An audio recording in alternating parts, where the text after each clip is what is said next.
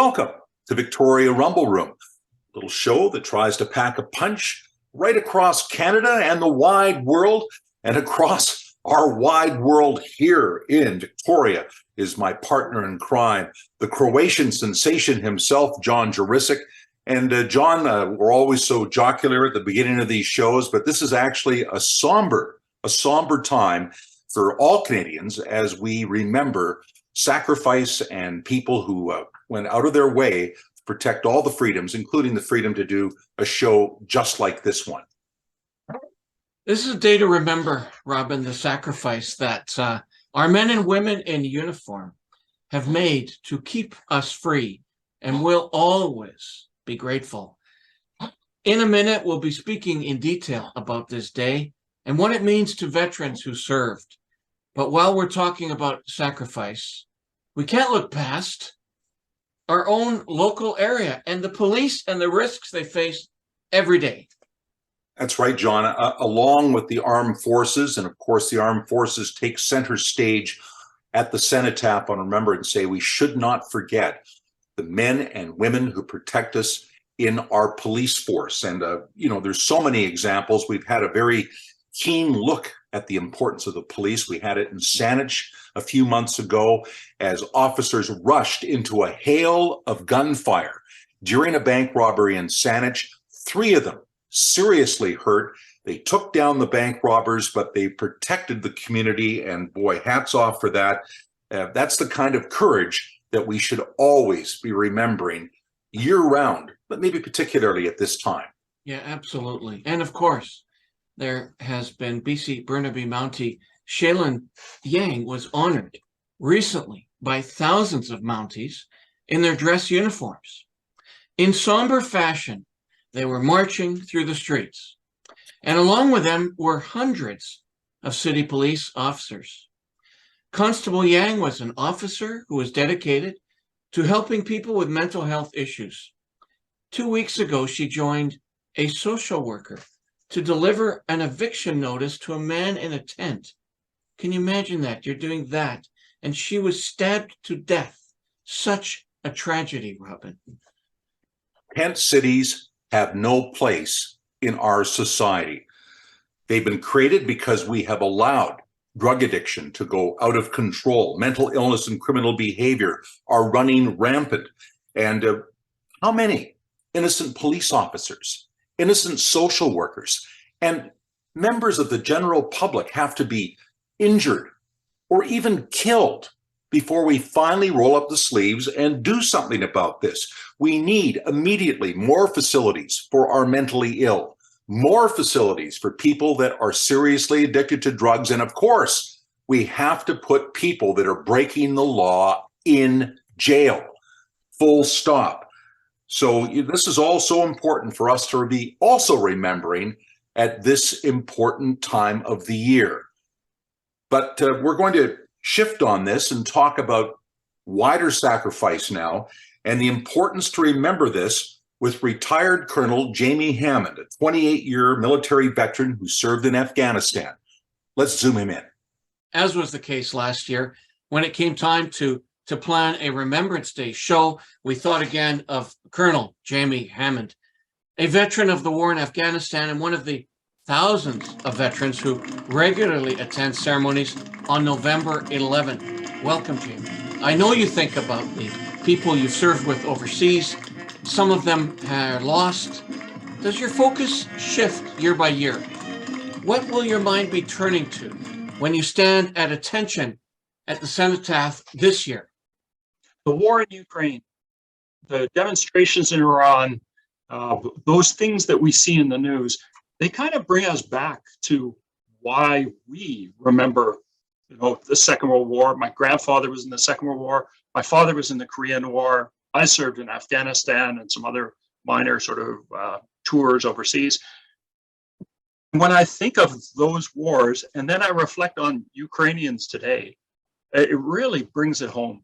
There are people fighting for their lives, for their families. They're fighting against some sort of dictatorship. And I think my grandfather fought against the Nazis. My father fought you only have to look at North and South Korea today to know that he was doing the right thing. The difference in those two countries. And so it's that authoritarian state that is creating violence and oppression. And those are the types of things I think about on Remembrance Day that we do at some point in time. No one wants war, but we do at some point have to stand up for what we believe in, what we think is right. And I think that's one of the reasons people are attracted to going to Remembrance Day, even if they don't have a loved one that was lost in one of Canada's conflicts. Jamie, it is great to have you back. And I recall the last time we talked, we really got into the fact that there was a new Afghanistan memorial that has been set up at Christ Church Anglican Cathedral in downtown Victoria. And I know it means a lot to you. And I'm sure you, along with most Canadians, have been watching very closely what's been going on in Afghanistan since the pullout and since the Taliban's return. And a lot of rights have been taken away, particularly women's rights have really been stripped away in Afghanistan. Does it make it even harder for you when you think about the sacrifice that so many Canadians made, people that you knew, men and women, that things have reverted back this quickly? It's sad to see what has happened in the last year in Afghanistan. The rollback, the Taliban, not only is the Taliban oppressing women and not allowing girls to go to secondary school, but it's also an incompetent government. It is not able to feed its own people. It's not able to bring agreements to rebuild the economy, all those things. But when I reflect on my time in Afghanistan, 2002, and again, I was there in 2010, 2011. And I think about all my friends and all those people I knew, many of whom their names are on that Afghan memorial. I can keep my head held high. We did everything we could for the Afghan people. The ball was passed to them. In fact, Canada ceased combat operations more than a decade ago. And in 2014, we pulled out our training teams. Our diplomats still provided work and financing for Afghanistan, and yet the Afghan government wasn't able to build a coherent government that was respected by its own people. And there's not much more we can do. We certainly gave it all, and many people I know, of course, gave everything, including their lives. And yet, I still think that sacrifice was worth it. We do need to stand up for things, but at some point, if we're in these conflicts overseas and we're supporting a government, we expect that government's going to take charge and carry on and build the kind of support. We kept a lid on violence for about a decade. We allowed a generation of kids to go to school. It's now up to those kids and their elders to build their country. That didn't happen. Instead, corruption and a number of other problems got in the way. Jamie, when I attend Remembrance Day ceremonies, I'm always aware of the many young people in attendance. This event now seems to attract more and more people from a wide array of backgrounds. Why do you think the crowds are so big and so diverse?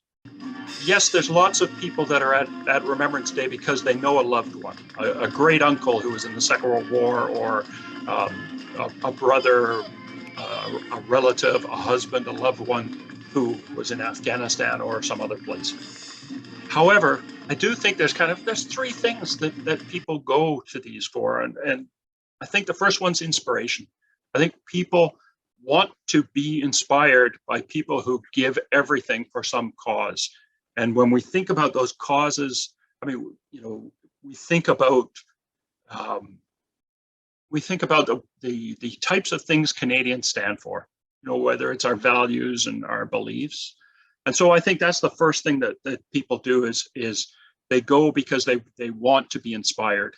We cheer for soccer teams that give it all, or a rugby team. The women's rugby team just played fantastic in the World Cup. All those things inspire us. So that's one reason. The second is a sense of belonging, that we belong to something bigger than ourselves. So every soldier who went overseas had in the back of their mind, they may have fought for their friends, for their buddy on their left or their right, but also in the back of their minds was something about Canadian values. of respect for diversity that Canadian soldiers are so attuned to, whereas I don't think some of our allies are in the same way. And so we go bringing those Canadian values, and I think everybody at Remembrance Day wants to be a part of understanding that sense of belonging of what it is to be Canadian. And then the last one, and just as important as the others, is respect. I think people go there for respect, and that's the basis of society. It's the basis of reconciliation. It's the basis of overcoming those left-right divides. We see it, so obviously in the United States in their politics, and yet we have the same problems here.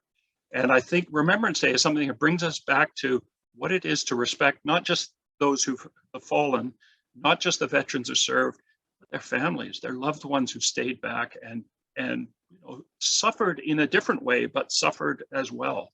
And some suffered even more than the veterans. I know my own family, it was harder on my wife when Afghanistan was in the news than it was for me. I was busy, and rockets were fired toward our base. That was nothing. We just carried on with our jobs.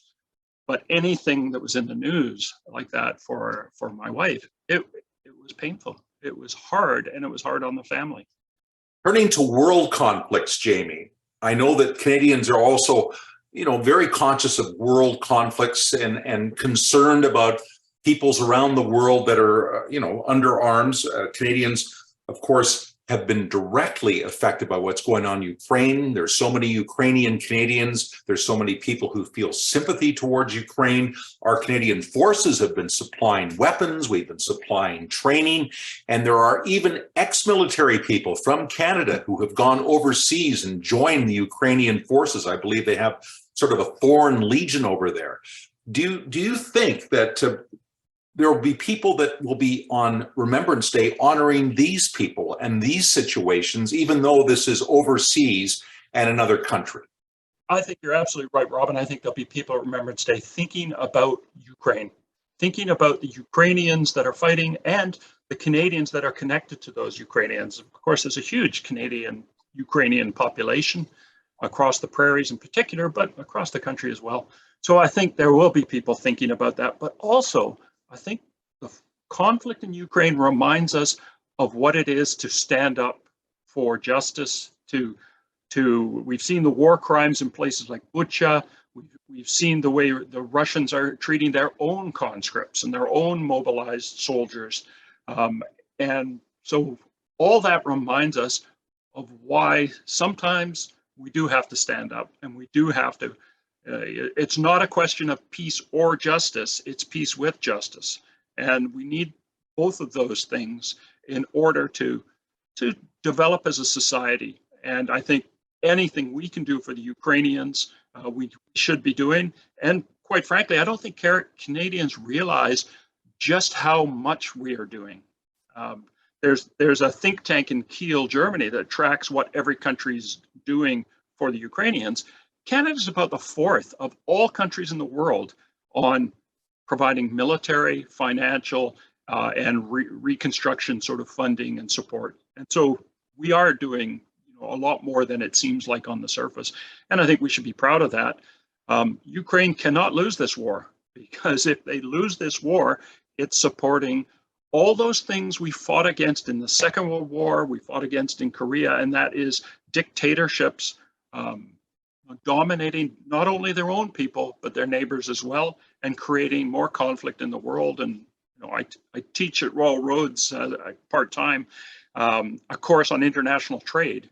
And just these conflicts, they have an impact on food prices in Africa, on wheat exports from Ukraine to North Africa. All these things, it has an impact, all these conflicts, they have an impact far beyond the place where the missile strikes. It is much more of an interconnected world, and I think we do need to stand up for these things. And it reminds us that, our grandfathers stood up for the free world against, the Nazis and the National Socialism, to fight against things like the Holocaust, and to bring some peace and justice into the world. And that's the type of thing Ukrainians are standing up for today. Jamie, very inspiring words. Thank you very much. When Robin and I fully put together our Remembrance Day show, we'll also be featuring one of the few remaining World War II veterans who fought during the invasion of Juno Beach. Remembrance Day, as we all know, started to honor the fallen from the Great War in the early 1900s, then the Second World War. Now those veterans are almost gone. So even though I suspect that you have answered a good portion of this question in your previous commentary, do you foresee the event will continue to be a major cultural focal point, even without the World War veterans? John, I think the legacy of the Second World War veterans will live on far beyond them. This summer, I was a guest speaker at a dinner as part of the First Special Service Force Association.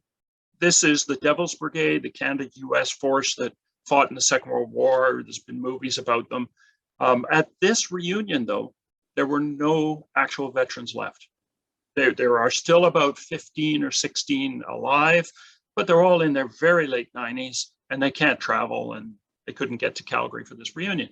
And yet the families were there. And one of the things we all talked about was the importance of telling the story, continuing to tell the story of what it is to stand up against oppression, to stand up against dictatorships, to stand up against any kind of force that is not allowing its own citizens or other people to live in freedom, to make their own choices, to elect their own leaders. And I think that's the important part of the Second World War, and I think it will be remembered. We so appreciate the service of all the men and women who have served and protected our country.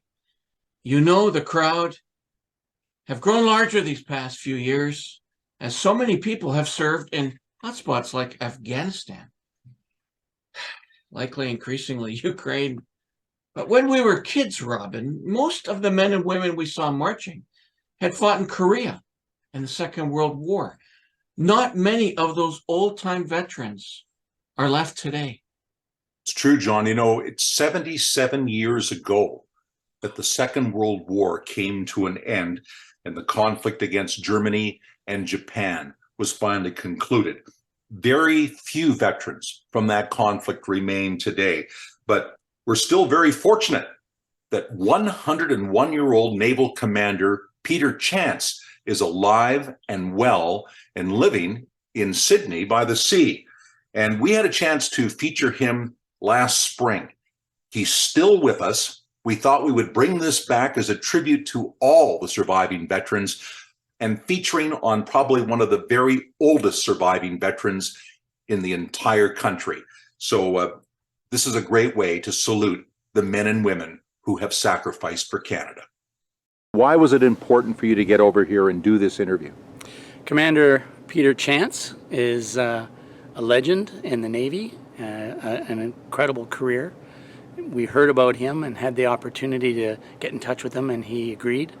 And I think it's very important that we record his story for the Juno Beach Center and for future generations of Canadians. And May 43, I joined Skeena. And from May 43 until the time she was lost in Reykjavik off Iceland. In preparation for D-Day, I was in Londonderry, where we had 5 jetties, 5 ships deep at each jetty.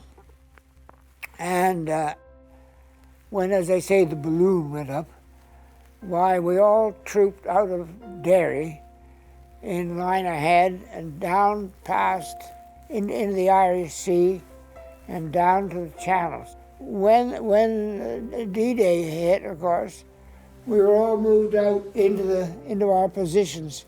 But before that happened, the weather was terrible. So the great armada of ships coming in to land in front of the beaches of Normandy had to turn back. Have you been able to find a lot of Navy veterans? Because Canada used to have one of the largest navies in the world back in the Second World War. Second World War, we were the third largest navy at the end of the war. And we're always looking. So if anybody knows of anybody that they would think that would want to be interviewed, we'd be happy to talk to them. And I went out to sea again, they turned around, and they came in the next day. Then they were able to get alongside and open up the bombardment. Anyway, all that was very exciting for a lot of us. And yours truly, as a young 20-year-old and a bit, it was quite an eye-opener and part of my history that I remember very vividly. I feel so honored to meet these people. It seems like we meet them and instantly become almost like old friends. My father was in the Second War, and he did talk about it. I heard stories from my father, late into his life that I'd never heard before, and it was really emotional to hear those things. And my father was, well, he was in the hospital for a few days, but that was his own fault. Well, you think about Remembrance Day, and the big chant at the end of the service is always, "We will not forget." And I guess this is a way to make sure that doesn't happen, because it'd be so easy for these lives to end, after some of them very long lives, and to never be documented. No one really gets to hear the story unless someone takes the time to put the camera on. Yeah, and that's something that I've always done, and I know, Robin, you have a passion for it as well. We share that passion in being able to document these things because, I know after we do it, there's so many people that are so appreciative of it, and we enjoy doing it. It's my passion to do it, and if people can go to the junobeach.org and see these things, I think they'll be really touched by some of these stories. It isn't all gruesome either. There's some amazing, funny stories. I was started off as a Joe boy, and the engineer officer was a hell of a nice guy, Johnny Long. He called me a half-baked limey because I spoke with a very marked UK accent. Hello, chaps, and all that sort of thing, you don't know. Anyway. I got to say, has it been fun? Working with Chris on this project has been just such a pleasure. He relates to the veterans relate to him, but the best part is that he can capture it. We could see the beach. We were all in a line and firing, and we had bigger vessels, cruisers and battleships behind us, and they were firing over us with 1-ton bombs, and we had a 4.7 pea shooters in comparison, but we all added to the not only the noise but the effectiveness to assist the guys landing. Our duty was to prevent submarines from getting into the channel, to harass our people. They came out, the submarines came out, protected on both sides by what they call flak ships. These were heavily armed trawlers that had all kinds of anti-aircraft stuff with them. And when at a vantage point for us, we opened fired on them, and that was the end of those guys. And so we protected our people getting up into the channel. So it's the junobeach.org. It's a website, and you just have to look under History, Legacy of Honor videos, and you'll have our entire lineup. And if I was to go to Juno Beach, are some of these available at Juno Beach on screens? Can you see some of these veteran accounts even at the location where these people served? We're looking to improve and an upgrade from 2003 when the Juno Beach Center was opened. We're very excited about creating a Room G, which is it's all about Canada and the Canadians. The veterans set that up. And so we want to revamp it now. It's been over 20 years. And we'd like to talk about some of these Legacy of Honor videos in that room. It's a record of the trials and tribulations of a wartime sailor, I guess. But I considered myself so bloody lucky, you know. And people were very supportive to the old guy. And I look back on it and I think for others following in my footsteps, the kind of examples that I had, that they might be of use to other generations coming forward. Again, we salute Commander Peter Chance. What an inspiration to hear his stories, and what great work they're doing, the Juno Beach Society, to try to continue the focus on sacrifice over the generations. These examples should not be forgotten, and the service doesn't always get the attention it deserves, but it's great that we have Remembrance Day to focus in to remember these wonderful men and women who have done these wonderful and courageous things. And we're very close to the end of the show here, John. You know, you're right, Robin. Our ability to be able to thank people through this show, thank folks for the sacrifices, remember this day on Remembrance Day. We're lucky that we have a show in which we can do that. If you've enjoyed our show, if you'd followed our show, please consider liking us on Facebook and on Twitter, and as well as viewing all of the thousands of shows now on YouTube. Not that much. Certainly, if you'd like to say a few words about this time of year and your feelings, we have a Facebook page that allows you to do that easily. That's our news and group site. And we have an Instagram and TikTok page. And so please consider joining, please consider commenting, and please consider sharing your viewpoints. I am continuing to be, amazingly, John Jurisic, and I am, again, so grateful to the people who stand on guard for all of us. Well said, John. I'm Robin Adair, and normally at the end of this show we say rumble on, but for this particular program we will say we remember and carry on.